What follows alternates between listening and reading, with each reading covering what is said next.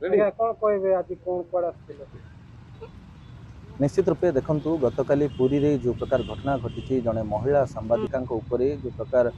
पूजा पंडा जो रही पुरी मंदिर रे से दुर्व्यवहार प्रदर्शन करते केवल से जड़े सांबादिका नुहति अन्य किसी कैमरामैन और सांबादिक दुर्व्यवहार होता खबर आसी निहत रूपे सांबादिक हिसाब से आम प्रथम यहाँ निंदा करुचु से आज उत्कल सांबादिक संघ मालकानगिरी शाखा पक्षर आम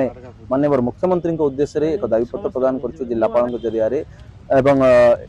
यार त्वरित पदक्षेप नापी आम मुख्यमंत्री निकट में दाबी कर देखो बहुत राज्य अच्छी जो राज्य में सांबादिक विभिन्न प्रकार आईन व्यवस्था कराई सुरक्षा व्यवस्था हो पेंशन व्यवस्था हो रिहाती व्यवस्था हो विभिन्न प्रकार व्यवस्था करा तेणु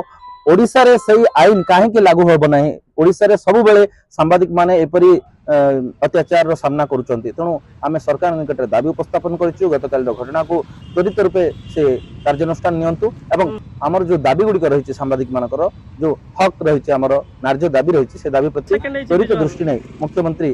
पदक्षेप ने आमर आशा रही दाबी रही।